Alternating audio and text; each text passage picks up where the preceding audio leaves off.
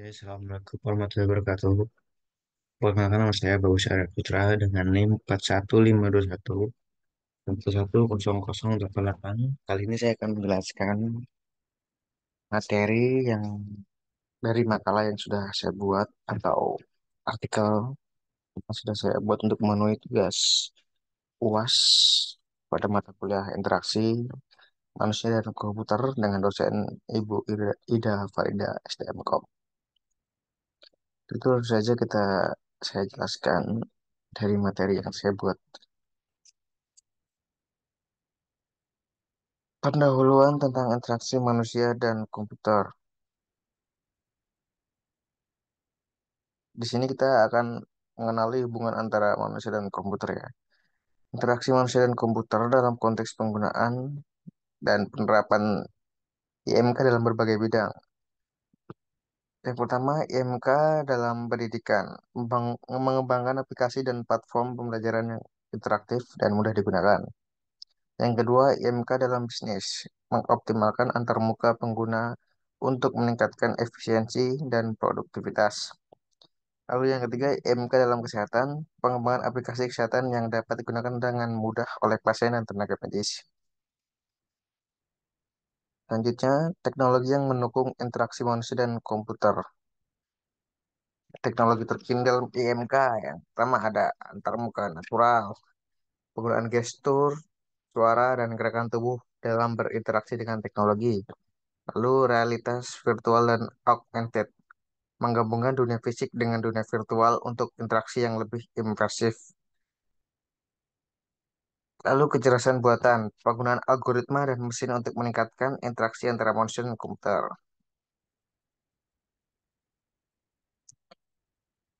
Pengenalan interaksi manusia dan komputer.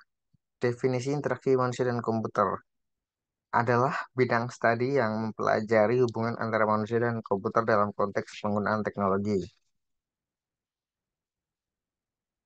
Lalu peran dan tujuan interaksi manusia dan komputer adalah peran IMK dalam pengembangan teknologi.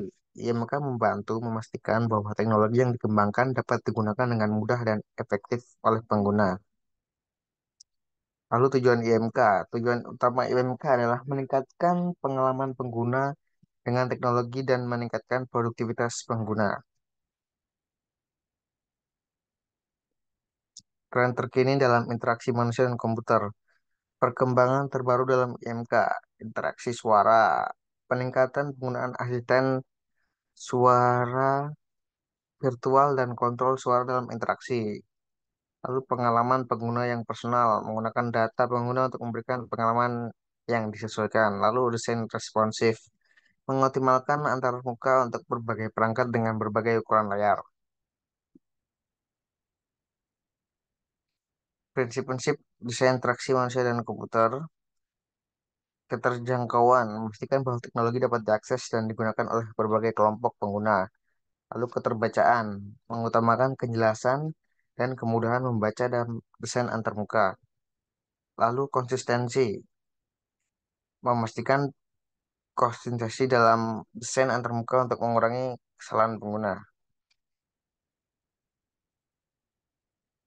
Pengaruh psikologi dalam interaksi manusia dan komputer. Yang pertama, pemahaman pengguna menggunakan pengetahuan tentang psikologi pengguna untuk merancang antarmuka yang intuitif. Lalu emosi pengguna, memperhitungkan pengaruh emosi pengguna dalam desain antarmuka. Lalu ada prediksi pengguna, yaitu memprediksi dan mengoptimalkan perilaku pengguna dalam menggunakan teknologi. Metode evaluasi interaksi manusia dan komputer, di mana pengukuran efektivitas interaksi manusia dan komputer. Yang pertama, observasi pengguna, melakukan pengamatan langsung terhadap pengguna dan menggunakan teknologi. Lalu wawancara pengguna, mendapatkan masukan langsung dari pengguna melalui wawancara. Dan ada tes pengguna, menguji teknologi dengan pengguna untuk mengidentifikasi masalah dan meningkatkan desain. Studi kasus keberhasilan interaksi manusia dan komputer dalam masyarakat.